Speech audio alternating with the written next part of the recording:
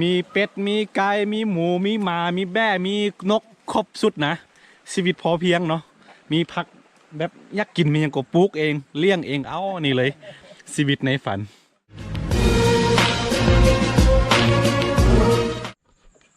กล่าวทักทายสบายดีทุกคนที่กำลังจะตามมักส้มเนาะยินดีต้อนรับเข้าสู่ซองอาคาน้อยเนาะ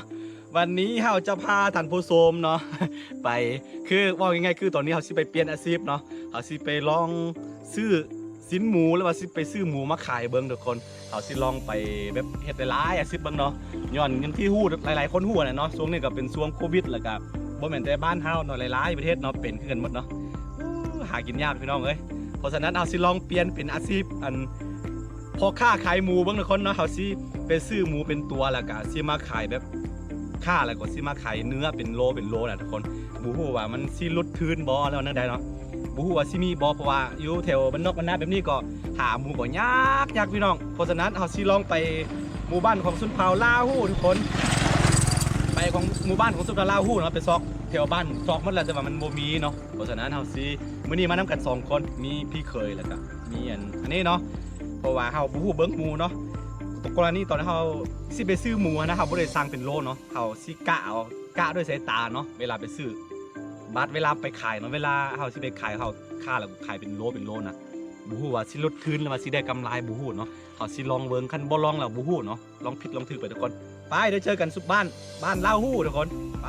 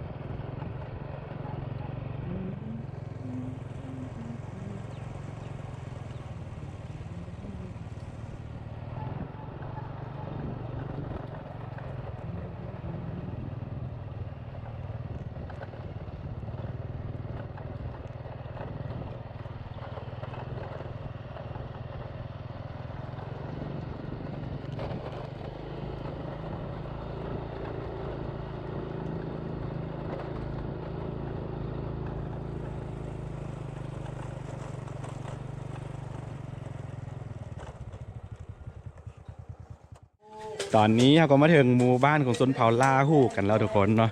ตอนเราขี่รถพันจะเห็นธงเนาะปักต่ำเส้นทางเรียบไปเลยอันนั้นคือ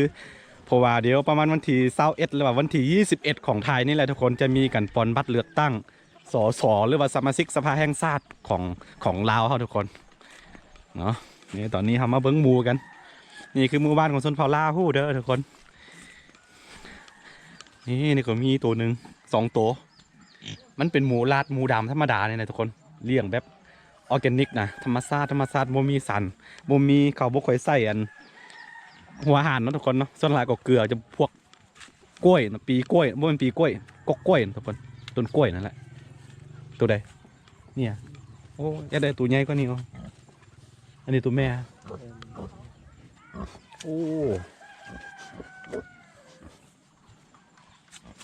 ลายโตอยู่เธอเอื้ออะไรสั่ง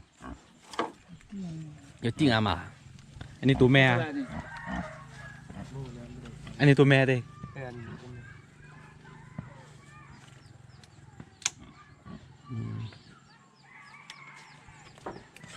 พ่อยังไงโอ้เลี้ยงหลายโตอยู่พี่น้องมันเป็นหมูป่านั่นแหละบอกยังไงแต่ว่าพวกมันหมูป่าจู่อยู่ป่าเนาะเป็นหมู่บ้านแต่ว่าเขาเลี้ยงแบบออร์แกนิกนะก็เลยว่าค่อนข้างแซ่บเลยเนื้อมันต้องบอกเลยว่าแถวบ้านนี่มันบ่มีเนื้อหมูบ่มีเนื้อเป็ดเนื้อไก่มันยังไข่เนาะบ่มีขายนะอยากกินต้องแบบหากินอย่างนี้แหละอาสิลองเปลี่ยนอาชีพเบิ้งสิลองเห็ดเลยล่ะแนวไปเบิ้งอย่างที่บอกไปเนาะหากินยากช่วงนี้โควิดมาแล้วก็เฮ็ดยังก็บ่เกิดสิลองมาเป็นพ่อค้าขายเนื้อหมูเบิ้งทุกคนอะคือโมยังถือโมยังไอ้ติ้งอ่ะซะมาเอาดูอ่ะจังซี่ดาเสียยาแล้วมาดูอ่ะทีดูพออ๋อเยเลยถือ这个的这熟悉给我们变熟悉给我们变嘞熟悉给我们变吗เดี๋ยวนี้เขาสิขายตัวนี้นะแต่ว่าค่อนข้างน้อยพอแต่ว่าเขาสิลองถามราคาลิ้นเด่นหมดแฮมโม่นู่นอ่ะฮะแฮมโม่หาล่ะแฮมโม่เลย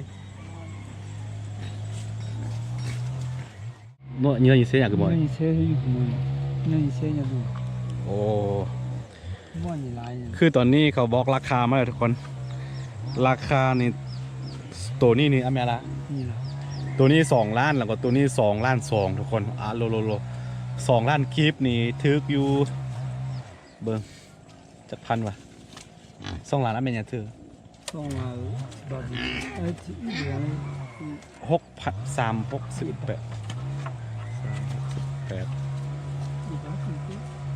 ประมาณ 7,000นะทุกคนอย่าไปประมาณ 6,000 บาทโอ้ค่อนข้างแพงเลยแหละทีเดียวแต่ว่าเขาอยากได้ตัวใหญ่ๆแบบนี้เนาะคันเอาตัวใหญ่แบบนี้ไปฆ่าไปเสือดนี่ลุดแน่นอนเพราะว่าเนื้อมันบ่ค่อยหลายเนาะอยากได้ตัวใหญ่ๆแบบนี้แต่ว่าอยากได้ตัวผู้ตัวนี้ตัวแม่เนาะเขาบ่ขายเอาไว้เฮ็ดแนวเอาไว้เฮ็ดแม่พันธุ์นะทุกคนแพงเลยละกะเวลาเขาไปขายเนื้อซ้ำและเนื้อเราไปขายนะทุกคนโลละประมาณ 60,000 บาท60,000กีบเนาะหรือประมาณเกือบ200 บาทนะทุกคนค่อนข้างแพงพี่น้องหากินยากเลยเดี๋ยวนี้เขาซื้อบ่ได้เนาะมันน้อยพอเขาต้องไปหาบนอื่นทุกคน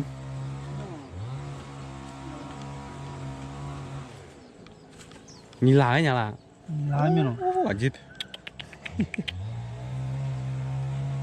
มาตายเหมือนกันเนี่ย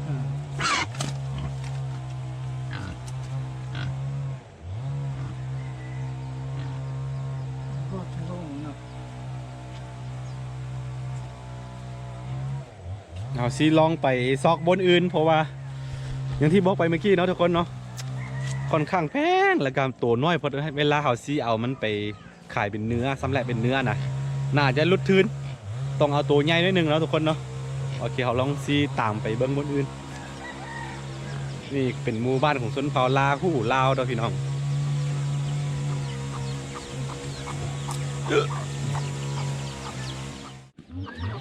ในทั้งหลังนี่จะเป็นบอนคอกหมูมั้งพี่น้องเห็นปะแต่ว่าบ่มีตัวเหมาะสมนะส่วนหลังจะเป็นตัวน้อย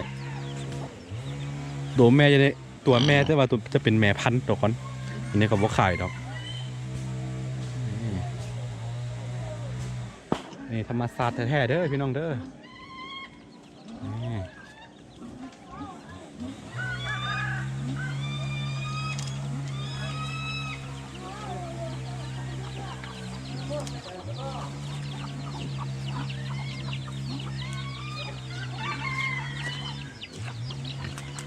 นี่ว่าตัวแม่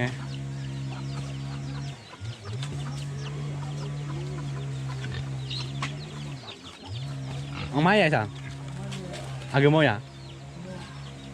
คือพังอ่ะก็คือว่าพังอ่ะโอ้ยเพิ่งว่าอย่างไรเสียดาย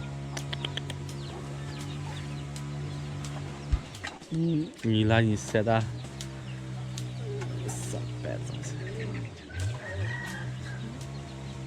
คือตัวนี้เขาสิขาย 9,000 ทุกคนเห็นบอก 9,000 บาทเด้อ2 ล้าน2 ล้าน 8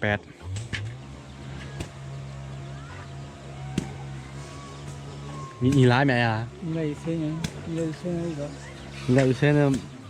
钱呢？我穷啊，啥的你来钱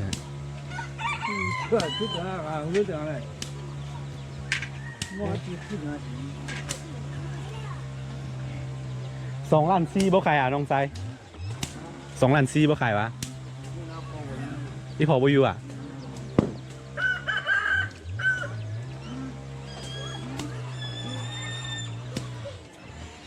อ่ะตัวนี้นี่ขายโลเท่าไหร่เนี่ย โล6,000ตัวแห้งแล้ววะ ตัวแห้ง เดี๋ยวทับตัวนี้ออกแล้วเนาะโอ้นี่คือลืมบอกทุกคนในฤดูนี้จะเป็นด็อกแคมแล้วทุกคนเด้อบูฮูว่าฟังไทยเขาเอิ้นได้เลยนะด็อกแคมเนี่ยเขาจะตากแห้งแล้วก็เอาอันตัวคล้ายๆนี่ออกมัดแล้วก็ไปขายโลนึง6,000กีบประมาณ20 บาทนี่แหละทุกคนนี่เอาไปขายให้เขาเสียดไปเฮ็ดอันยูกวัดเนาะไปเฮ็ดไม่กวาดโซงเข้าจีนอีห่อไปใส่ก็2 ล้าน 4นี่บ่ขายไหมมาสิก็บอก ผู้บริหารผู้นะ เอามุกที่หลังเรามาเขา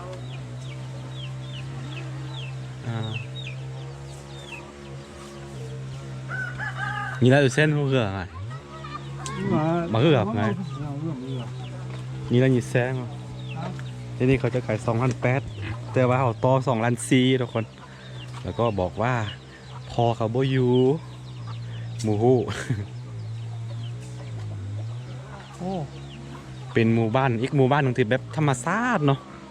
วิถีชีวิตหรือว่าหลายเรื่องหลายอย่างเนาะที่ในหมู่บ้านเนาะส่วนหลังก็จะเป็นแบบบ้านๆทุกคนเห็นปะ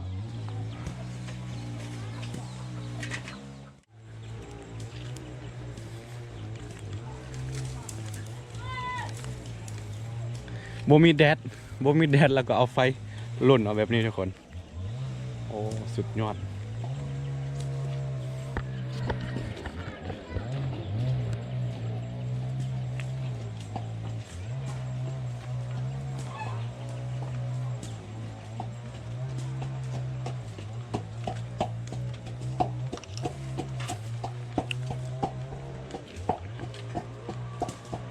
นี่คือมันอยู่อ่ะ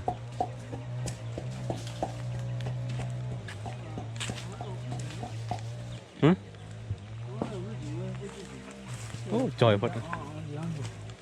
ตัวนี้จอยเนาะตัวจอยๆแบบนี้ครับโบซื้อเพราะว่าเขาจะซื้อไปขายเนื้อนะทุกคนเพราะเป็นอย่างมือนี้มาสมมติว่าโบได้กะมันหลังมาไหมถือว่ามาเที่ยวเบิงวิถีชีวิตของบ้านลาฮู้แล้วกันเนาะ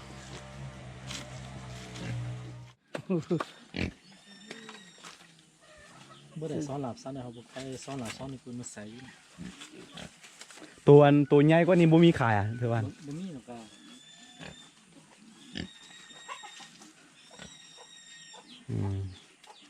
ไม่ปลาละเก็บแบบจริงแต่ว่าของเลยเขามาใส่ฮะเขามาใส่ซ้อนหลับซ้อนอ๋อบ่ได้ซ้อนหลับซ้อนไม่ปะปลาหานี่ปลาไม่ปลาอีฮันมีตัวหนึ่งแต่ว่าเขาว่าพอกับบุยูอ่ะนี่ตัวใหญ่นึงเขาสิเอาไปฆ่ากินนี่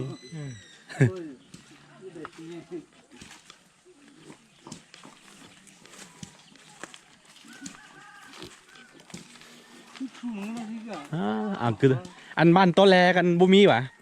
บ้านตัวแรกเนี่ยบุมีจักตัวนู่นน่ะบุมีตัว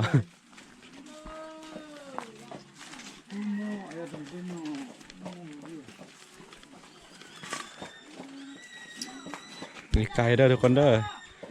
ไก่แม่กำลังฟักไข่จะเห็นแบบวิถีชีวิตดั้งเดิมต้องมาที่นี่เลยทุกคนบ้านลาฮูเตลาฮู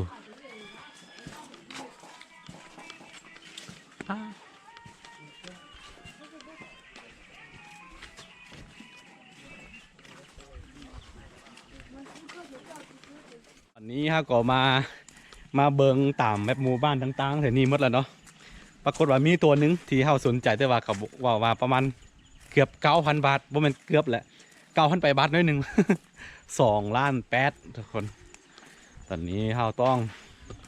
อันนั้นเนาะไปซอกอีกบอนอื่นถ้ากรณีบ่ได้ก็ถือว่าอย่างที่บอกไปเนาะถือว่ามาเป็นมาเบิงวิถีชีวิตมาท่องเที่ยวเบิงหมู่บ้านแบบของวิถีชีวิตชนบทของชนเผ่าลาหูกันอันนี้เราจะเดินไปทั้งพ้นทุกคนไปเบิงอีกแจ่หนึ่งในหมู่บ้านเดียวกันนี่แหละทุกคนนี่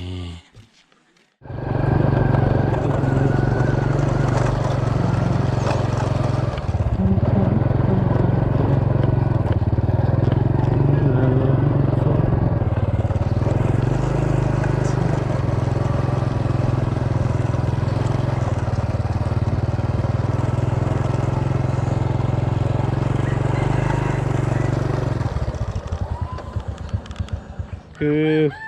สวงนี่เป็นสวงฤดูที่ชาวบ้านเขาทั้งไห้ทั้งสวนแล้วก็ผู้คนบ่เคยอยู่เนาะถ้าจะมาก็เขาว่ามาตอนสวงประมาณ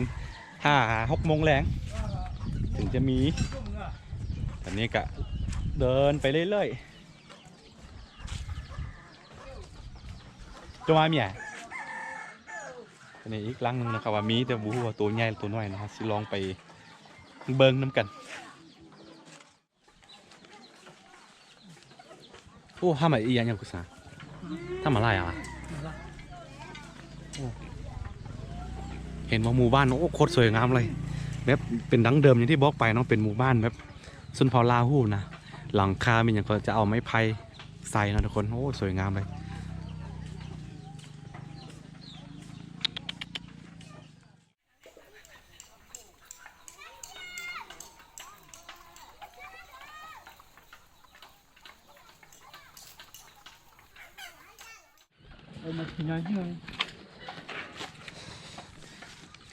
ตอนนี้เขาจะข้ามไปฝั่งนั้นเพราะว่าตอนนี้อันชาวบ้านก็ไปซอกหมูบ่อยู่มันน่าจะออกไปหากินตำปลาตำเขาพี่น้องอู้สวยงาม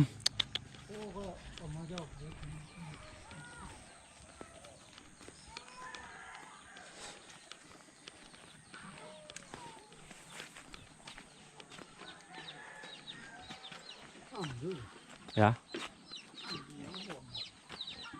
amangไงโอ้ยายสุดยอดเสียดายเป็นตัวแม่ทุกคนเห็นปะอ๋อโลโคตรใหญ่100 โลมีอยู่แต่ว่าเบิ้งจะกล่องโกโปรมันจะน้อยนะทุกคน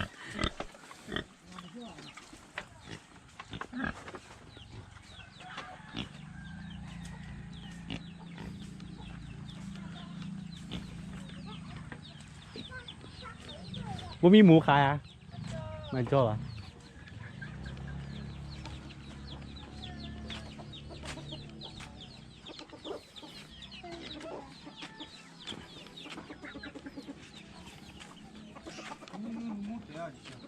ฮะยังไงโอเค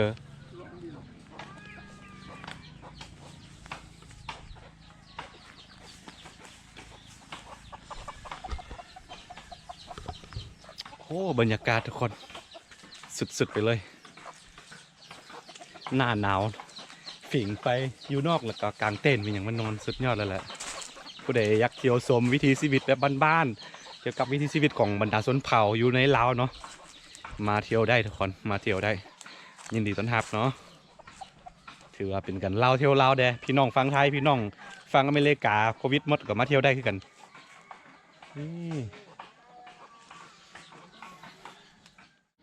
นี่เฮาพานมาเห็นเด็กน้อยเขาลินดอกไม้ยังกำลังตำอยู่มาจ่าบ่กินเด้เบิ่งเอามาให้เบิ่งเจ๊ที่ยังก็จิ้นเอาแล้วเด็กน้อยเขาลินมีอย่างนี่แหละช่วงเวลาที่มีความสุขที่สุดของชีวิตกับประมาณ1 ขวบครับ1 ขวบหาประมาณ10 ขวบเนาะทุกคนเนาะ มันจะมีความสุขบ่ต้องคิดอย่างไรน่าจะเป็นตัวบ่เป็นเฮือนตัวหลังนี่วะหมูนี่นะอันนี้ตัวนี้อยู่งื้อไปดีนะ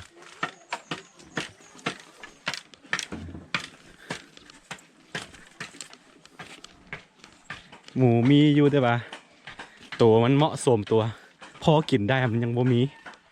แต่ว่าเขามาติดใจเรื่องหมู่บ้านเนี่ยมันหลายกว่าสุดๆเลย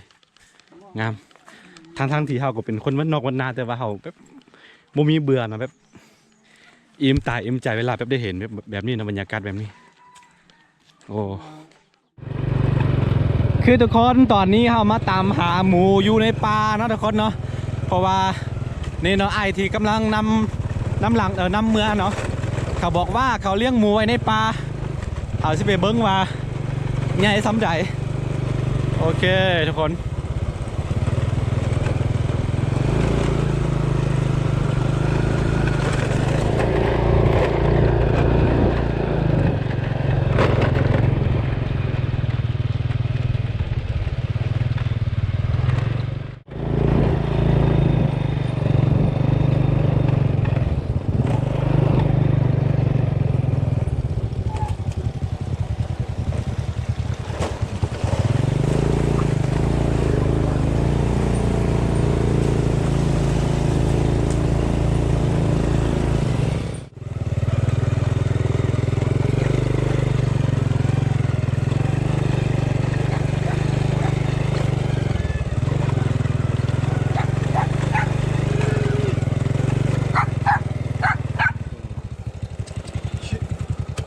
แบ่เลี้ยงลายวะ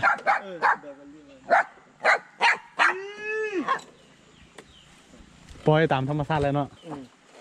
โอ้ไปอยู่ใช่อยู่คนสว่างเลยใช่ปะทุกคนตอนนี้เราก็มาถึงแล้ว มีนกแก้วความเห็นปะ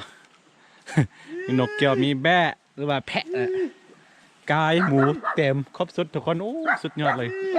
แบบบ้านๆชีวิตในฝันของข่อยนะแล้วก็อีกของหลายคนเลยแหละโอ้มีน้ำโอ้เห็นไหมทุกคนมีน้ำหลายพันโอ้ของแท้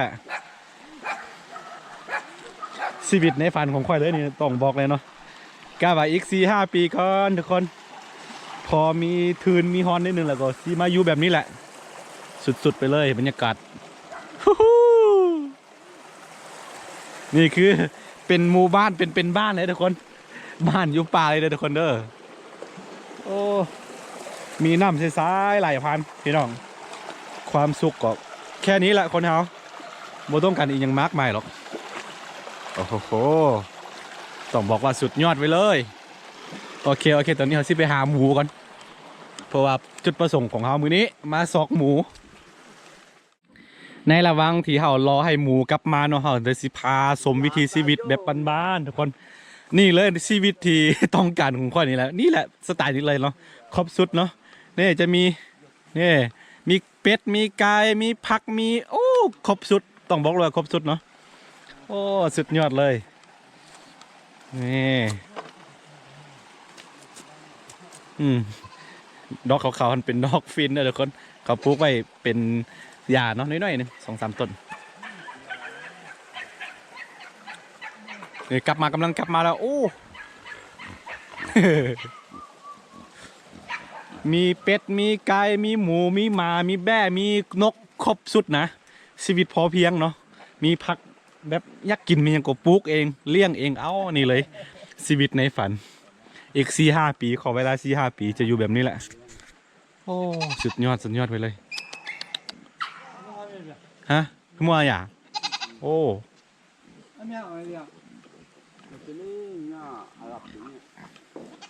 คือ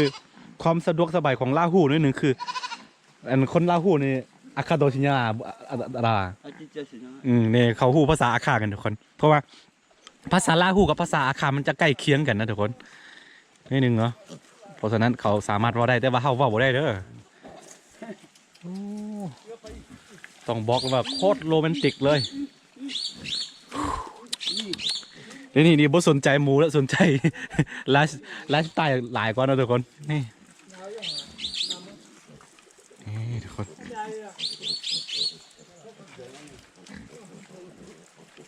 นี่คือกับดักเด้อกับดักนก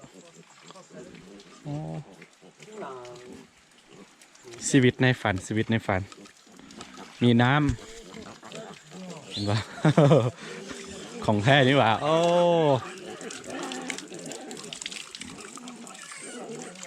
สุดยอดสุดยอด